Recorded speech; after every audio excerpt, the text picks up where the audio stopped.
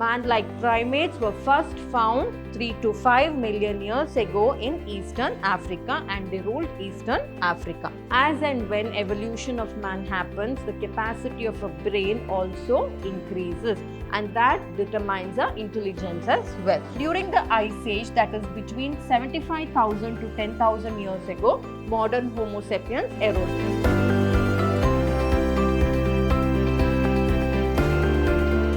Hello everyone, a warm welcome to this session for class 12 biology. I am Dr. Divya, biology faculty.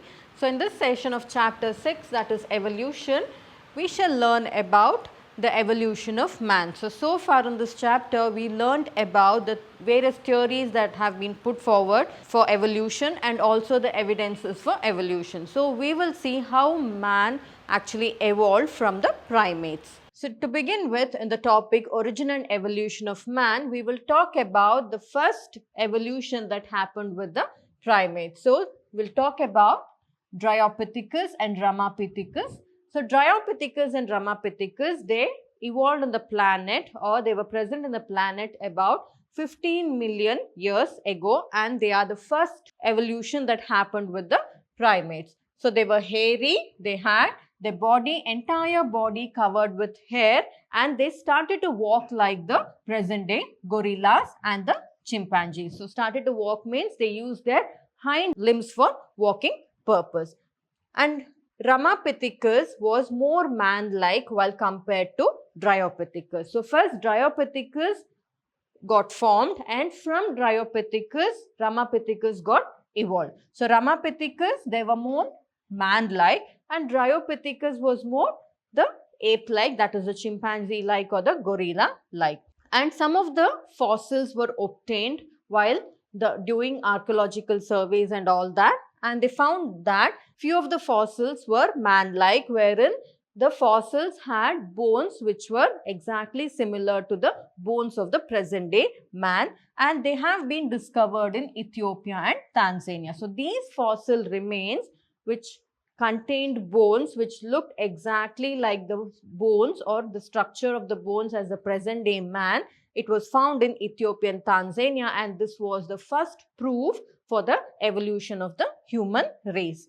And these bones which were dug from Ethiopia and Tanzania, they revealed hominid features, leading to the belief that about 3 to 4 million years ago, man-like primates walked in Eastern Africa. So man-like primates were first found 3 to 5 million years ago in Eastern Africa, and they ruled Eastern Africa. And they were probably not taller than 4 feet, but they walked upright. So we all walk upright, right? So that is 3 to 4 million years ago itself, man-like apes, they walked regions of Eastern Africa, and those remains were also found. So these proved that evolution started, that is about 15 million years ago, and man-like creatures ruled the planet about 3 to 4 million years ago. So Dryopithecus and Ramapithecus are the first stages of evolution. So we have Dryopithecus and Ramapithecus. So Dryopithecus was more like a chimpanzee or a gorilla, or it was ape-like, and Ramapithecus, if you see the facial features, you can have a major difference, right? The facial features itself started to look more man-like. So this is when evolution of man started. Next, talking about Australopithecus.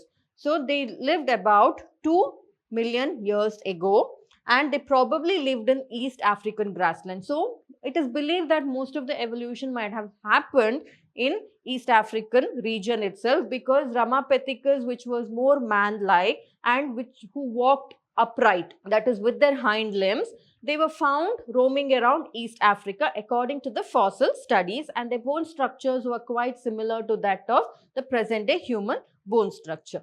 And also Australopithecus also, they found out they were roaming around in East African grasslands, and some of the fossil evidences or some of the cave paintings and all that, they showed that they hunted with stone weapons. But though they were hunters, good hunters, and they started making weapons out of stones and all that, they were mostly depending on fruit as a food source. And some of the fossils, that is in the form of bones, that were discovered were very different when compared to that of the Dryopithecus and the Ramapithecus. And these Australopithecus, they were called the first human-like being because they were more human-like and they were named as Homo habilis. So, Australopithecus or Australopithecines, they were called as scientifically Homo habilis. And the brain capacity was between 650 to 800 cc. So, as and when evolution of man happens, the capacity of a brain also increases, and that determines our intelligence as well. And they probably did not eat meat. So it is just a probability, it's just a hypothesis. Maybe they ate meat because they believe that they were good hunters because they found hunting tools which were made from stones and all that, but still some of the evidences showed that they were usually fruit eaters, and still, so that's why there is still a confusion between them. So they might hunt, but majorly they might be fruit eaters. So this is about the Australopithecus. So if you see the Australopithecus, you can see they are even more man-like. So if you see their body features, they are even more man-like when compared to the Ramapithecus. Next, talking about the Homo erectus. So we finished with Homo habilis, then comes the Homo erectus. Homo erectus ruled the planet about 1.5 million years ago. So 3 to 4 million years ago, it was Ramapithecus. So first the Dryopithecus, then 3 to 4 million years ago, it was the Ramapithecus. Then about 2 to 3 million years ago, it was the Australopithecus, who were called as the Homo habilis.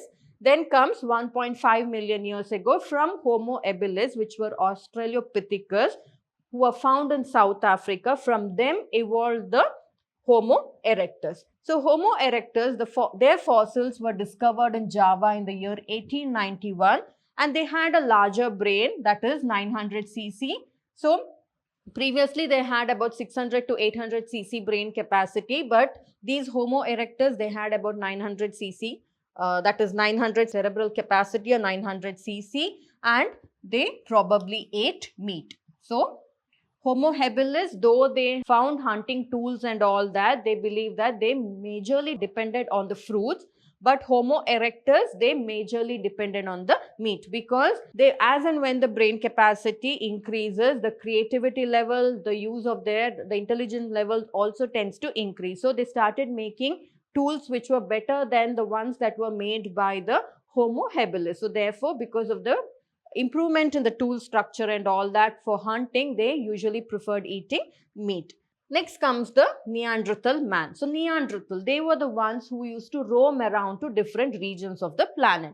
And their brain size is about 1400 cc's, and they lived in the East and Central Asia between 1 lakh to 40,000 years ago. So they were about 1 lakh to 40,000 years ago. And these Neanderthal mans, they started hiding their body parts by covering it using the skins of the animals, and also they had a peculiar feature of burying the dead people. So they were almost their customs and all that are almost like man-like itself, wherein they used to bury the dead, and also they cover their body using the hides of the dead animals. So this was about the Neanderthal man, and they were roaming from one region to another.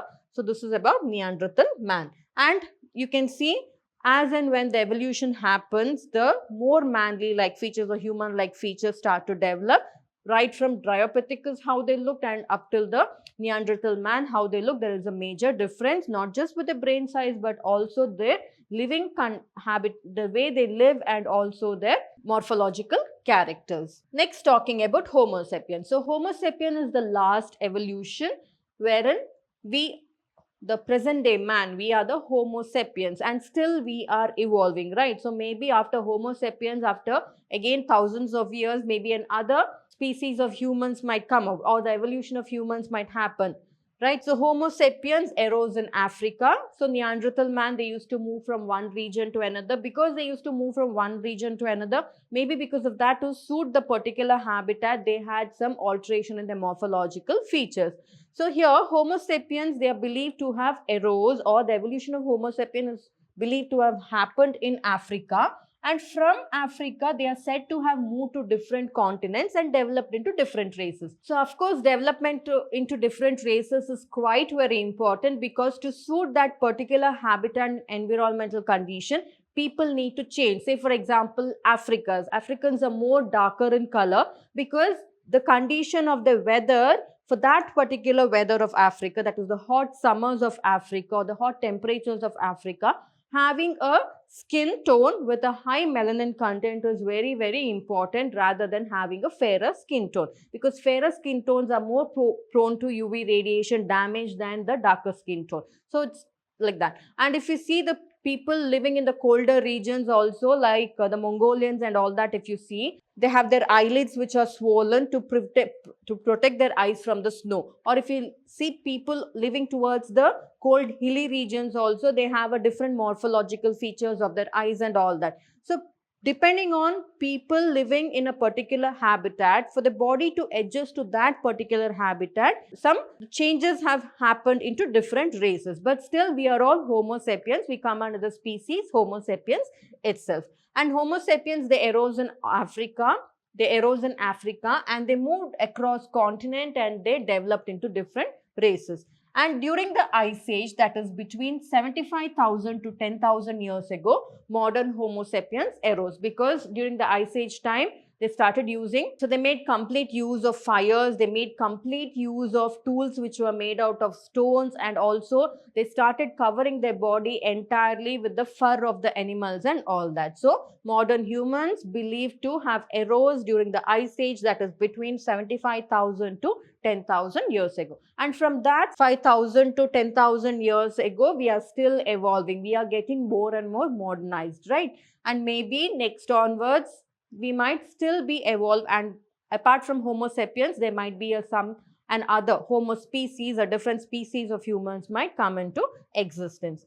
And prehistoric cave art and all that developed, that is 18,000 years ago. So people started to, so their daily activities, not just, we didn't have to depend completely on the fossiler evidences, also cave art. So people started during that era, they started becoming more creative. They started making colors out of the fruits, the flowers and all that, their extract, and they started painting on the cave walls. So that paintings actually they made, which depicted their daily life.